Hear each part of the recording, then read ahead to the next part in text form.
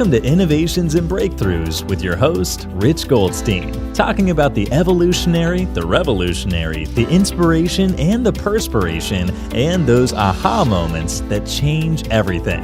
And now, here's your host, Rich Goldstein.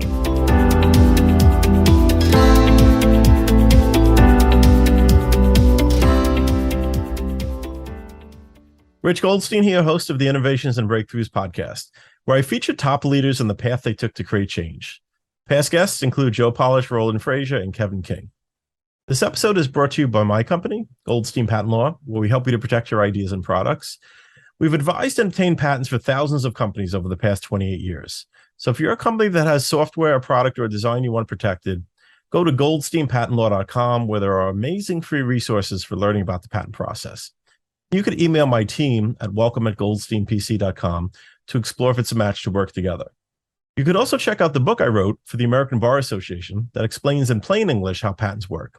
It's called the ABA Consumer Guide to Obtaining a Patent. I have with me here today Heather Pearce Campbell. Heather is an attorney and legal coach for online entrepreneurs. She's the founder of Pearce Law and the legal website Warrior, where she provides legal support and education for entrepreneurs to help them to obtain legal protection for online content and programs that position them for growth and for comprehensive brand protection of their businesses. She's also host of the Guts, Grit, and Great Business podcast. It's my pleasure to welcome here today Heather Pearce Campbell. Welcome, Heather. Thank you, Rich. Right, it's a mouthful introducing people. Yeah, you have a little tongue-tied. Totally. I did a long presentation just before on Zoom with lots of questions, and I feel still you. spinning. We were living parallel lives. I led a masterclass, did the same thing, so I completely understand. Oh, wow. Awesome. Well, in terms of leading parallel lives, and that's a great segue, because, I graduated law school 28 years ago, and there's something I did which I had never encountered before someone else who did the same thing, which is I started my own practice right out of law school. I didn't go and work for anybody. Lo and behold, and to Heather, we have been leading parallel lives. So you started your own practice right out of law school as well. That's right. So tell me about that. Oh my goodness. Well, it was an interesting time to graduate law school. And for me, I had learned during my law school experience, my perspective really changed because I lost my mom. She was diagnosed with terminal cancer the first quarter of my first year, and passed away within the first month of my second year. And it really just changed the way I thought about everything. Anybody who goes through a tragic loss young in life, I think it just changes your perspective, and there's no going back. And so what I realized is when I graduated law school, I was really extraordinarily unwilling to do other people's work. And I just realized, I had watched my parents, work hard and at times struggle. And my mom really never getting to reap the rewards of all of that hard work. And so for me, I just realized, I'm not signing up for that. I don't want to go do work that I'm not really passionate about just for the sake of getting experience, for somebody else. And so, it was highly unusual. I did not know anybody at the time who had done that or was doing that, but it was my path, and it ended up being the right path for me. Yeah, that's amazing. And so how did you go about doing that in terms of how did you get your first clients? Yeah. So it's a kind of a funny story. If, I think back to the little teeny tiny apartment I was living in at the time. I actually put up a divider. I was trying to create this little office space, even though I didn't have an office, right? Literally printed my own business cards. This was, of course, in the days of email, but still sending out letterheads. I created all this stuff, and I just basically blasted my list, my network of people in my life saying, hey, I've graduated and I'm available for projects. That's probably how I worded it. I'm available for projects. And I was pretty much willing to dig into any problem somebody would send my way. And it ended up being a lot of small business, some consumer protection, right? But people needing help with research and letters and sometimes lawsuit, but mostly a lot of the preliminary assessment type stuff. And the interesting thing is I had a lot of this was post 9/11, right? So it was a weird time to be graduating. I had classmates who'd been given offers at some of the biggest firms in town, and doors were getting closed, and they, moratoriums were being, coming down, and people were actually getting jobs rescinded, right? So it was a super strange time. And what I knew at the time, because a lot of people were job hunting the traditional way, sending out resumes, doing this kind of stuff. And I knew, like, I wanted to work for myself, but I also needed to create a network of people. And I didn't have that built in the legal world. And so I actually love this story because I think in any area of entrepreneurship, you can do the same thing and it will just serve you so well.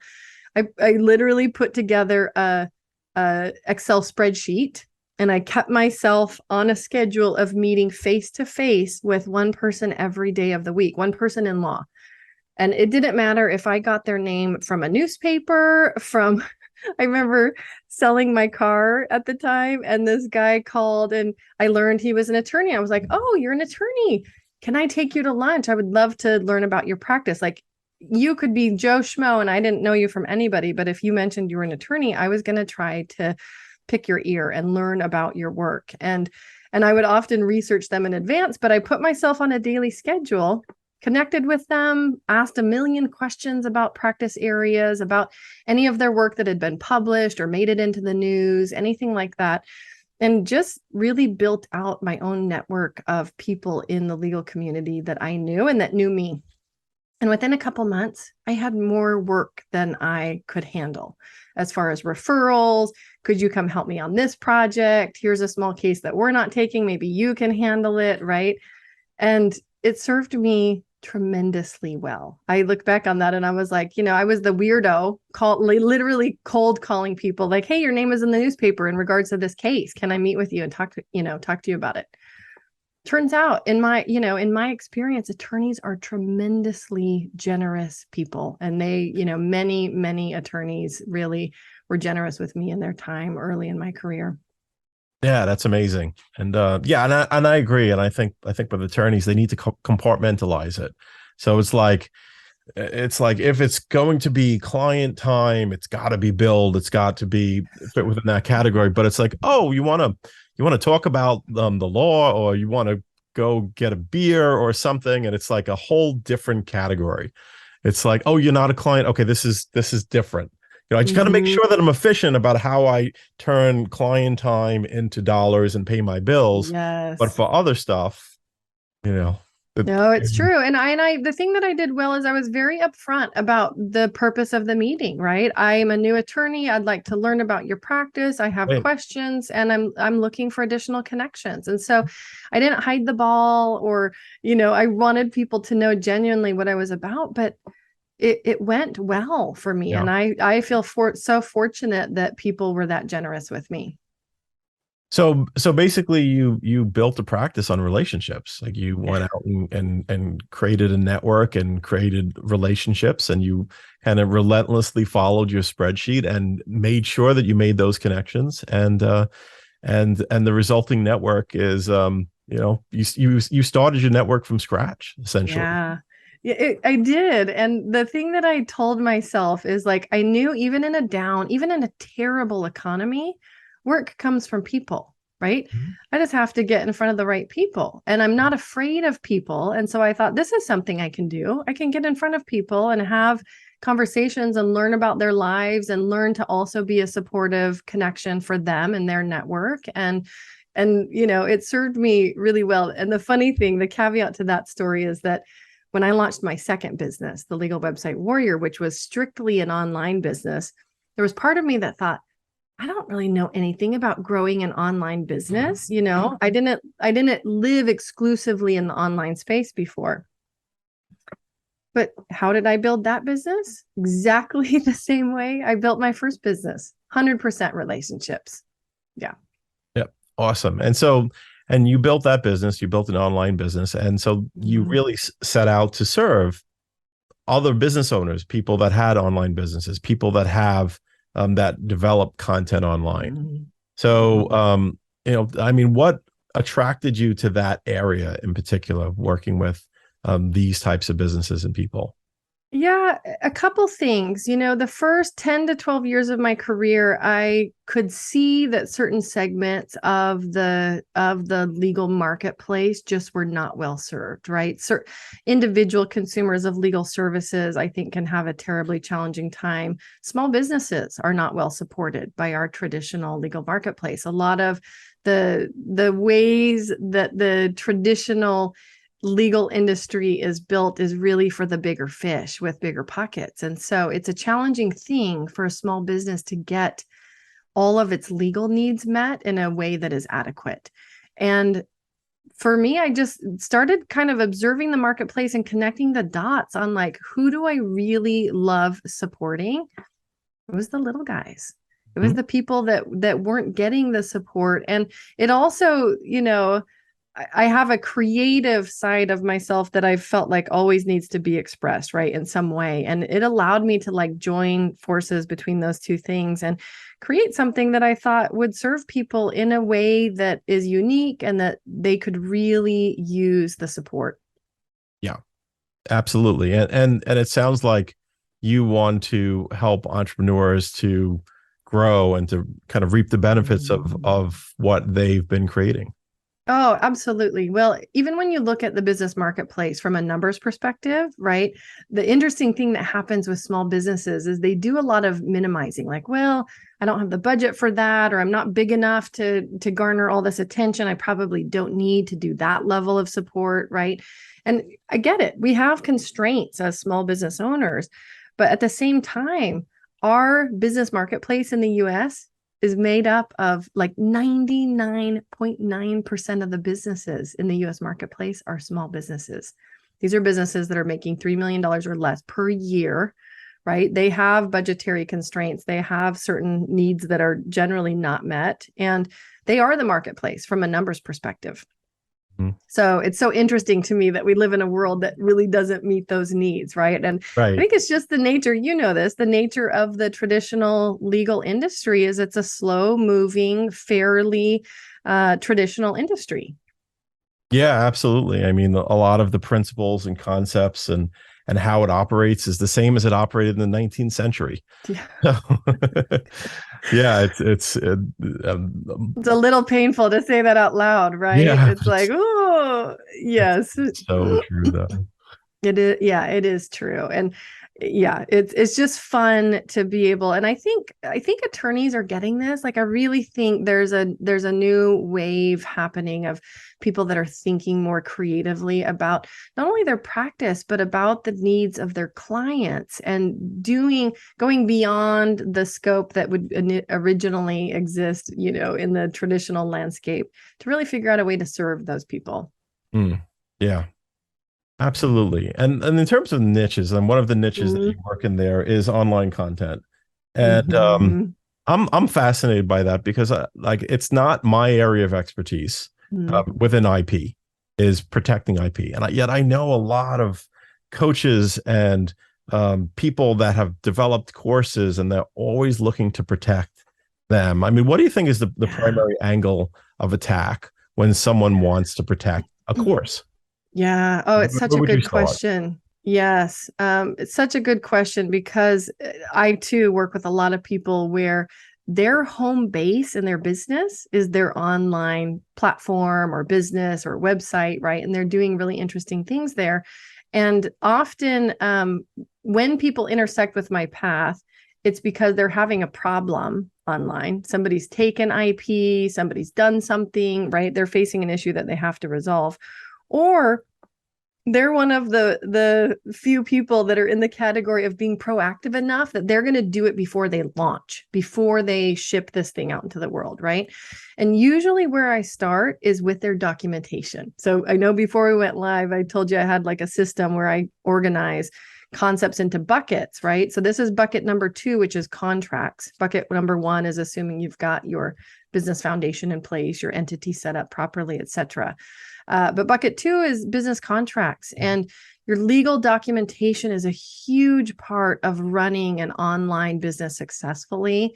But it's a combination of not only having the right documentation. So with an online course or program, you would have ideally terms of purchase in place that are unique to that particular offering or program.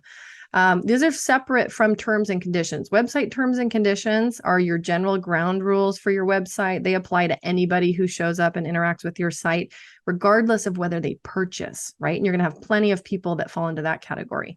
Terms of purchase are the terms that apply. They're like the receipt of sale for a specific transaction. And inside of those terms of purchase, if they're built really well, it's a quite complex document. You're covering a lot of topics within one document because there's a lot going on with your IP, with needing to protect the income stream related to that particular offer or, service. There's, as experts, we all know how we like for people to utilize our information, including any information contained in that course or program. We don't ultimately get to control how they do use it. So there's how risk enters the equation, right? So we need certain things like disclaimers. And a lot of people will show up asking me for this. I just need a simple disclaimer. Do you do that, right? Disclaimer is just one provision of many that are included in a well-drafted set of terms of purchase. And so that's usually where I start, because your documents, there's the documentation, but there's also the proper systems for implementing that documentation. Because the other thing that people get wrong is they go, oh, well, I have my privacy policy, I have my website terms here, maybe they even separately have a terms of purchase, but they're not achieving constructive notice with that documentation, right? So about the term constructive notice. You cannot assume that people see terms if they're buried at the bottom of the page or in a hyperlink down in your footer menu, right? You actually have to achieve constructive notice, which means somebody got meaningful notice that these terms apply to this sale, right? Well, in the best of all worlds, you're tracking that, you're documenting that, it's a system that works together with your documentation that shows you did things in the right way, in the right order. So you could later defend against a chargeback request or, a refund issue or some other problem or an IP issue. If somebody turns around and uses your IP in a nefarious way, there's going to be terms inside that agreement that address the IP and the use of the IP that you're exposing, right? So that's one layer. That's kind of the starting layer for people. It's both the documentation, having the right system for implementing that document or that set of documents. And then, as you and I were also talking beforehand, you can layer on then things like federal registrations, right? That are some of the things that people immediately think about when they think about protecting IP. Federal trademark and copyright. Right. Patents, trademarks, copyrights, etc. Right. And I don't do patents, so I don't live in your world. But my clients need a lot of trademark and copyright coaching and advice to understand what's the difference between the two. How do you use these strategies? Where do they apply? Where do they not apply? What exactly do they do? Right. So yeah, it's a layering over. There's kind of a whole web of things that you can use to protect an online course or program, but it's not just one single strategy. Awesome. That was extremely helpful and enlightening. And so you've got a program that you've got going, Catalyst Club. Mm-hmm. Tell me about that. Yeah, absolutely. So the Catalyst Club program I launched last year, and it was my way of providing a program for a certain level of client that is playing a bit of legal catch up in their business, right? They're typically scaling quickly. Like most of my clients in that program currently are in the kind of $1.5 million revenue per year range, but scaling up to 2, 3, they're moving quickly. And in the next year, probably doubling those numbers. And they don't yet have comprehensive legal supports in place, right? And so I walk them through the system of, we do an assessment around their legal entity, their business entities. Is that properly formed? Have they done all the things to check all the boxes? And a lot of them haven't, right? Even when they're generating well over $1 million a year, there are lots of holes in these businesses. So, and then business contracts, right? We just touched on that a little bit, but it's a big bucket. And a lot of these folks, like one of my clients, for example, has 8 employees throughout the US, 60 contractors around the world, right? JV agreements, publishing agreements, affiliate agreements. It's a lot of documents, master service agreements, because they support larger corporations. So lots of needs in the contract bucket, and then IP registrations, right? So we do a lot of IP protection as well to make sure that they've got a comprehensive strategy. And then sometimes we layer on dispute resolution, other strategic coaching, just because of the issues that they face while they're in the program. Okay. Awesome. I mean, that sounds amazing. And I love the way that you serve that community of entrepreneurs that are in that spot. And it's funny, I think of the $1 million to $2 million range as not, it's kind of like a hole that people get stuck in. And for a lot of reasons, totally. Yes. It's so many growing pains in that chunk of, growth. And they're having to basically look at every system in their business and break it apart and redo it, and hiring people. There's so many things that they face all at once. What got you to $1 million isn't going to get you to 5 million, and you have to figure that out. And so it's kind of like, I guess one of those pieces is that you at 1 million, you're still not ready for general counsel. And maybe at 5 million, you're getting closer to that, but in between, they need you. Yeah, it's a no man's land, and it's a lot of like hunting and pecking for the right resources. And so my goal for the program was to be able to, obviously it's only a fit for very specific clients, it's not for everyone, but to catch them up quickly in a matter of months so that they're not operating with these major legal gaps. And then from there, it's a year of built-in support. They get access to a whole database of documentation, access to all of my office hours. Like, there's ongoing strategy and conversation happening so that as other things come up in their business and they're continuing to build out team and scale, that they have the support that they need. Awesome. So people want to learn more about you or get in touch with you. How do they go about doing so?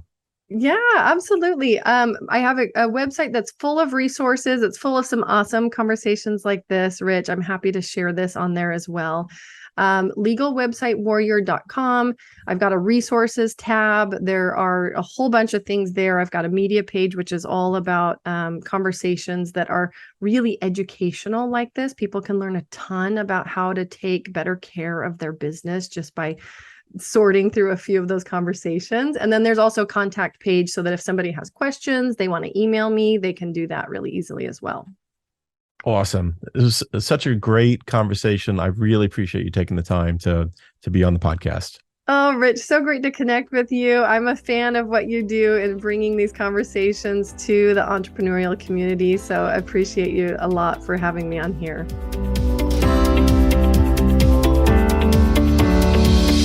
Thanks for listening to Innovations and Breakthroughs with your host, Rich Goldstein. Be sure to click subscribe, check us out on the web at innovationsandbreakthroughs.com, and we'll see you next time.